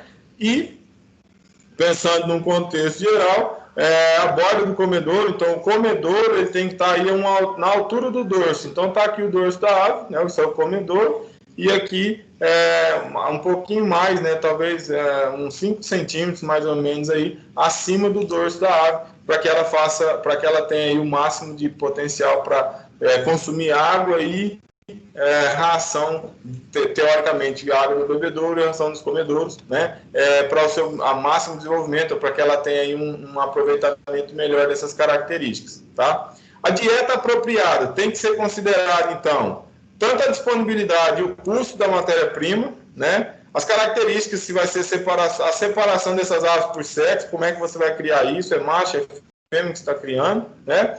Os pesos finais definidos pelo mercado é importante, então qual é o valor de peso que você quer ganhar, qual é a conversão alimentar que você espera, né? O valor da carne, né? Teoricamente isso influencia bastante também, o rendimento de carcaça, a textura e sabor da carne que se quer, e a capacidade da fábrica de ração também vai ser influenciada, né? Então, dependendo desse contexto, é que nós vamos definir uma dieta apropriada para o desenvolvimento desses animais aí. É óbvio que isso vem antes, lá no planejamento, né? Então, os programas de alimentação para frangos de corte estão divididos por fase e visam atender o mais fielmente possível as reais exigências das aves. Assim, quanto mais fases tiver o programa, mais exato será o atendimento aos requerimentos nutricionais dos animais. Dessa forma, se encontra na tabela seguinte, né, na 4.6, um exemplo das exigências de frango de corte de acordo com a fase de criação. E aqui está, ó, a idade, né, desses animais e a quantidade de proteína, de energia metabolizável, né, de cálcio, de fósforo disponível, de sódio, de lisina, tá? De metionina e cisteína digestivo, de treonina, de triptofano, os premix minerais, as vitaminas e os aditivos, né? Então, isso aqui é uma tabela de exigência do frango de acordo com a sua idade, né? Teoricamente, isso influencia, né? E é importante que a gente leve isso em consideração para criar aí o manejo nutricional desses animais e favorecer aí que eles tenham o máximo de ganho de peso possível, tá? Programas de luz, né? São outros fatores que influenciam aí nas fases de crescimento e fase final, né? É importante para o desempenho das aves, né? Vai ser elaborado conforme a meta de peso final definida pelo mercado, né? Esses programas, eles, na maioria dos casos, são estabelecidos de acordo com as características climáticas, o tipo de galpão que é utilizado, qual é o objetivo de agricultor, né? E para isso é importante observar o desempenho do lote, a densidade nutricional, o consumo alimentar, para que elabore-se um programa de luz favorável, né? Após 7 dias de idade, ou de preferência quando a ave atinge 150 gramas, deve diminuir a intensidade da luz gradualmente. Aí você precisa ter uma estrutura, né, automatizada para conseguir medir a quantidade de luz que vai se fornecer, né? Mas teoricamente, ao longo dos dias, né, a partir do 7º dia de idade, é importante levar em consideração essas características. Mas isso vai ser em função de qual programa de luz você está utilizando. Aí eu trouxe uns exemplos aqui, né? Programa para aviário convencional, sem controle de luminosidade. Então, ó, primeiro dia da ave, do 2º ao 7º, do 8º ao 21º, e assim sucessivamente. Quantidade de horas no escuro, tá? Tá vendo aqui?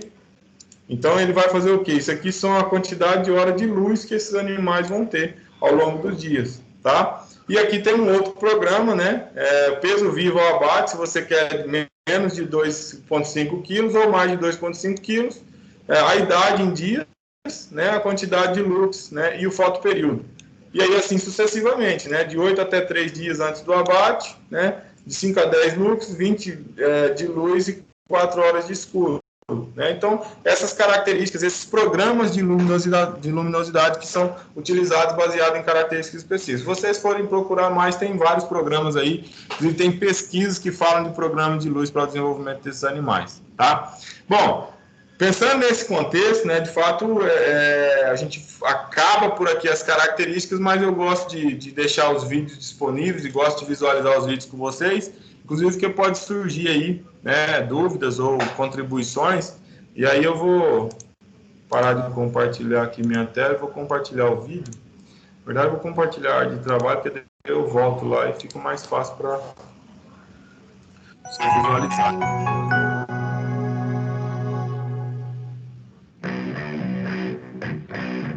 Isso é um aviário convencional, né? Mas você vai demonstrar o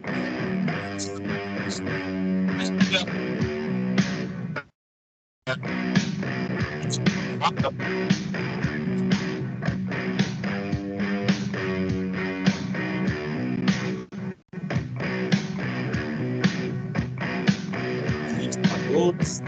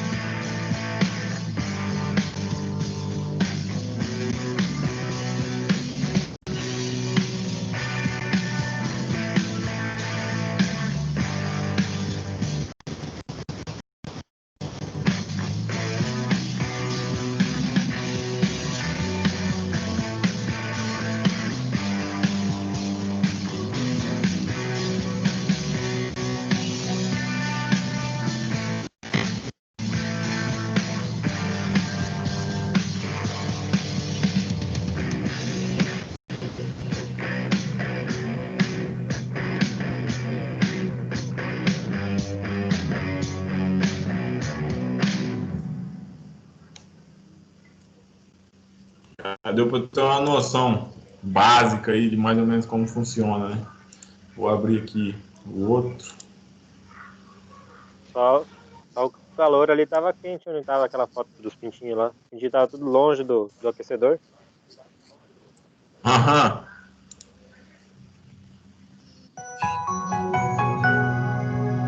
Esse aqui é um aviário Dark House, tá? Característica.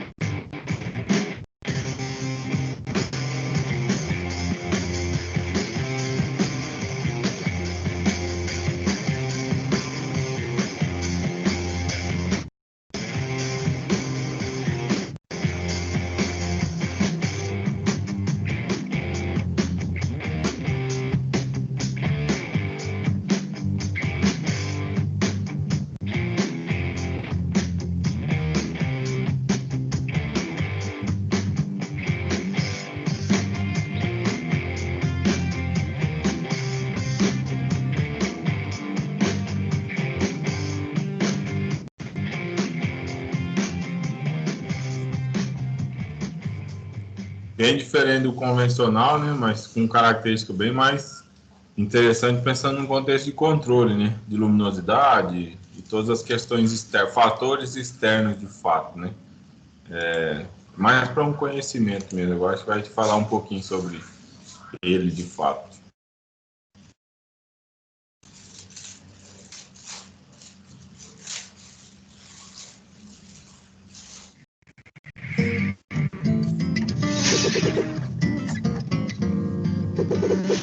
O segmento de avicultura de corte investe em melhorativos, desde a genética até o desenvolvimento de novos produtos. Um exemplo deste avanço tecnológico é o sistema Dark House de criação, que consiste na combinação de um programa de luz com um sistema de ventilação adequado, onde as aves passam a maior parte do tempo em um ambiente escuro, sem contato com a luz natural. No sistema Dark House, a intensidade da luz no galpão é controlada de forma artificial, de acordo com a idade das aves, proporcionando melhor resultado técnico e maior no financeiro para integradoras e produtores. Os resultados da aplicação do sistema Dark House estão diretamente relacionados com a instalação e a qualidade dos equipamentos que o integram. A GSI Agromaral tem a tecnologia certa para garantir o melhor desempenho e os melhores ganhos aos produtores que optam pela... O prato High-Low é o modelo de referência mundial em avicultura da GSI Agromaral por aliar alto desempenho e eficiência de manejo. Possui algumas características técnicas exclusivas, entre elas o fundo móvel, seu grande diferencial por proporcionar um prato de borda baixa no alojamento das aves e, ao mesmo tempo, um prato adequado para as semanas subsequentes do alojamento, garantindo excelentes resultados de conversão alimentar até a idade do abate. O fundo móvel também proporciona um sistema de regulagem coletivo, o qual reduz a mão de obra e é executado pelo sistema de levantamento das linhas de comedouros.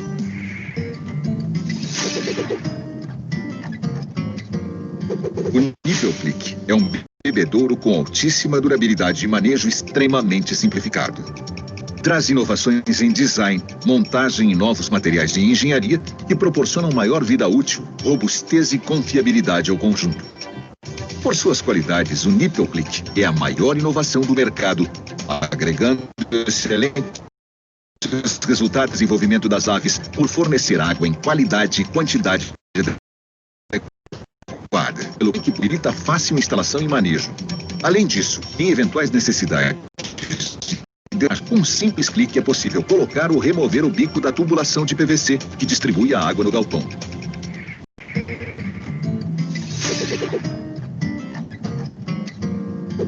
Os exaustores cumprem as funções básicas de troca de água, umidade e gases. O exaustor Butterfly 50 polegadas é um sistema simples que melhora minimizando obstruções durante a operação. Seu sistema de abertura e fechamento é constituído por duas partes móveis, o que garante maior eficiência e confiabilidade. Durante a operação, o flap do Butterfly abre-se totalmente, permitindo o desempenho total do exaustor com baixo consumo de energia.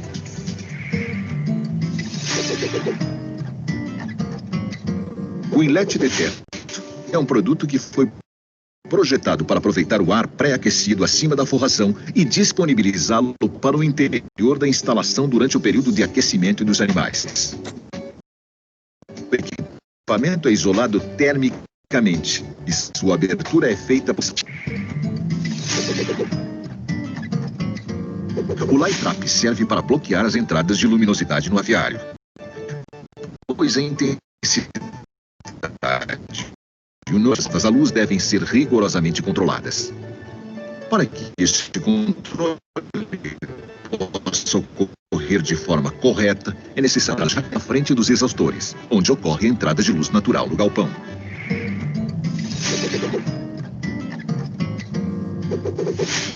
O controlador Integra Pro realiza controle de ambiência automático do aviário, permitindo ao avicultor manter uma determinada temperatura através do controle da operação dos equipamentos de ventilação e aquecimento. O Integra Pro monitora a temperatura, umidade, hidrômetro, com histórico de máxima, mínima e ainda realiza registro de temperatura, umidade e consumo de água.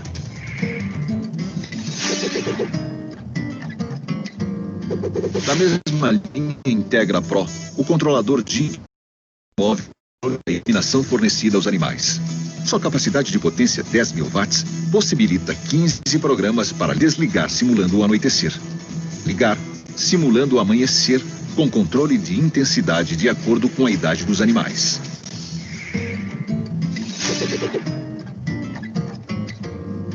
O cooling é um sistema de resfriamento evaporativo mais efetivo para reduzir o estresse calórico ocorrido pelas altas temperaturas do verão.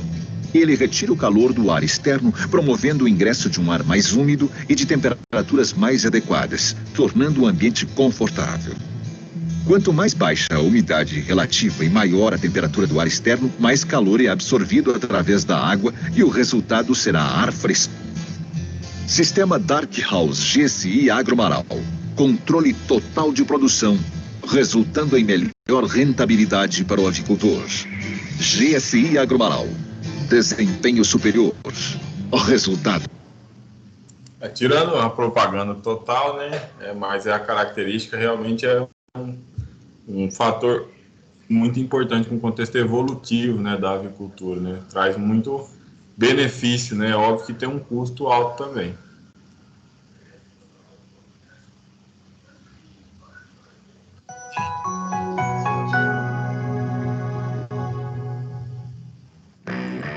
Isso aqui já foi.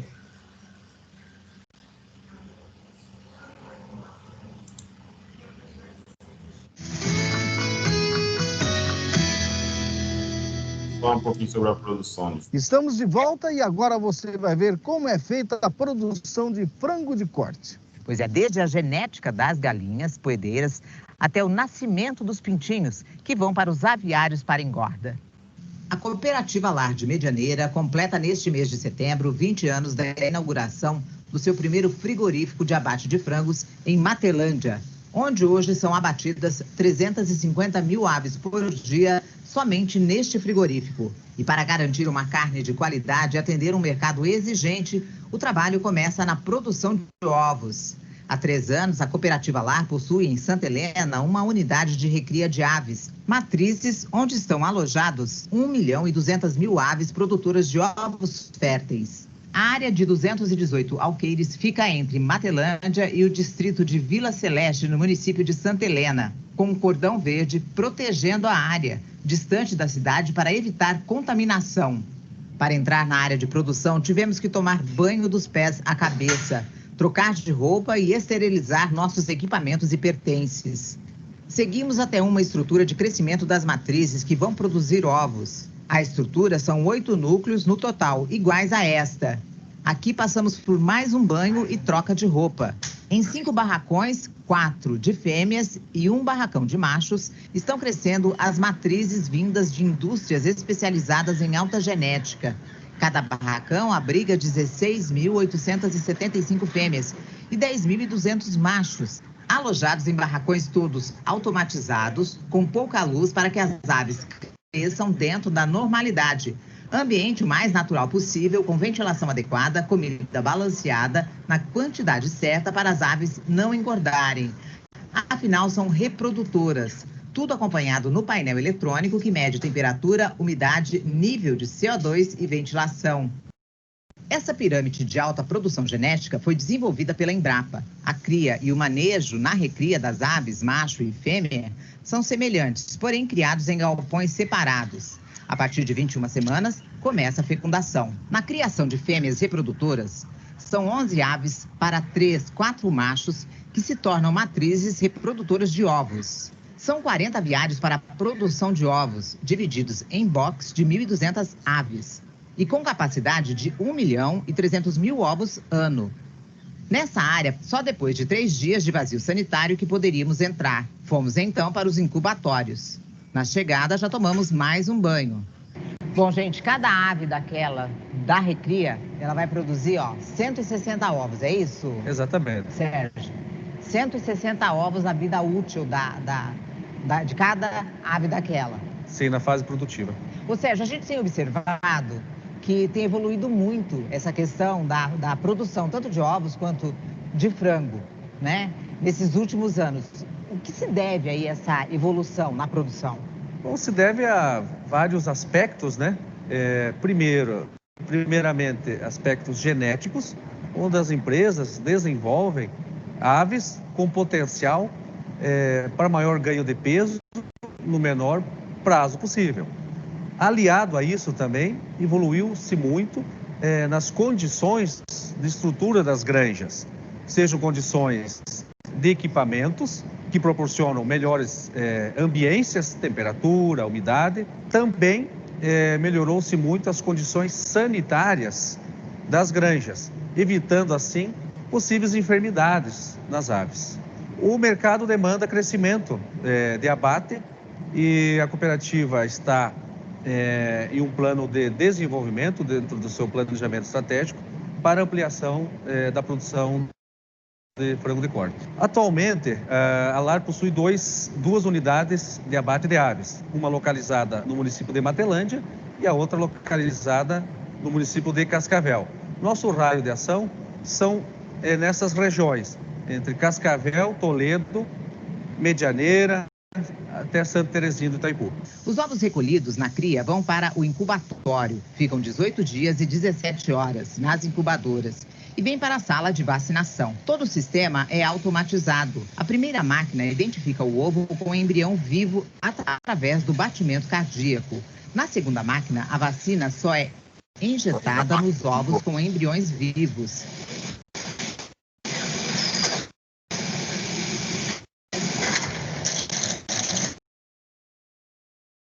Elas marcam a mortandade no período incubatório.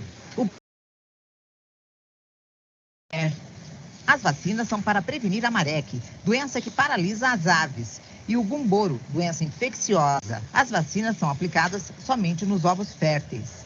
A automação garante 100% da aplicação das vacinas.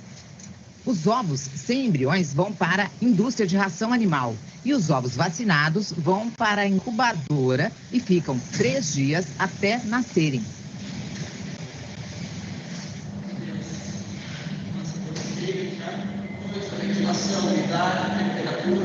Aqui a gente consegue ver quantos dias e quantas horas dá os ovos, né? A eclosão dos ovos, o nascimento, ocorre sempre na madrugada, da 1 até as 5 horas da manhã.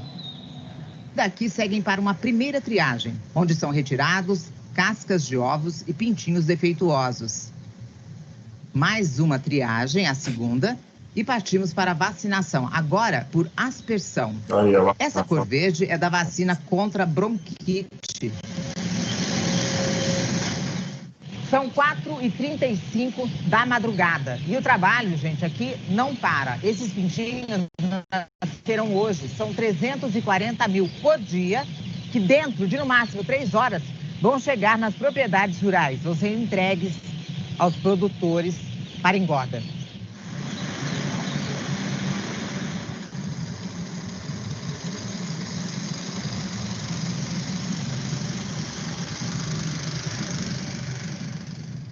Que bacana, hein? Quanta coisa acontece dentro de uma propriedade rural que muita gente desconhece, Rose. Pois é, Sérgio, a gente sabe, né, que o frango... Bom, e aí pensando nessas características, né, a atividade de vocês aí é caracterizar de fato, né, os manejos pré-alojamento, explicando o círculo de proteção, a iluminação, né, do pré-alojamento, tá? E a cama para o aviário, certo? Então, na fase inicial, quais são as características, como funcionam essas questões do círculo de proteção, para que serve, né?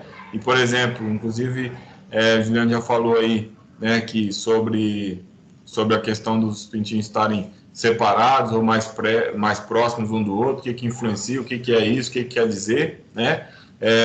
E a cama para o aviário, o que pode ser? Pode serra, maravalha, qualquer coisa que você pegar, casca de pinos pode ser usado como cama de aviário ou não, essas características que influenciam. Você pode pesquisar fora, tá? Mas pode pesquisar no livro de vocês que tem esse material também, tá? Na unidade 4.2, né? E essa seria a atividade, tá? Teoricamente, acho que dá tempo para vocês fazerem hoje, tá? Vocês têm que aproveitar ao máximo o horário de vocês aí, né? Se não der tempo de fazer hoje, pode entregar na aula que vem. E aí eu vou deixar para que vocês façam para a aula que vem as atividades da sessão 3, da unidade 3 e da unidade 4, tá? Porque a gente vai falar sobre essas características, inclusive a gente vai falar um pouquinho sobre doenças, né, de aves na próxima aula, e corrigir essas atividades aí para na outra aula a gente fazer a oficial 2. Alguma dúvida, algum questionamento? Fazer tipo um textinho para mandar aí. Oi? Fazer tipo um textinho para mandar para você. Positivo, não precisa separar não, pode fazer um texto escrito dessa característica do pré-manejo aí, falando sobre as 3 características. Beleza. Tranquilo? Se não tem dúvida, agradeço. Qualquer coisa pode ficar à vontade de entrar em contato comigo, sem problema. Beleza. Boa noite. Falou. Valeu, boa noite, bom fim de semana para vocês. Igualmente.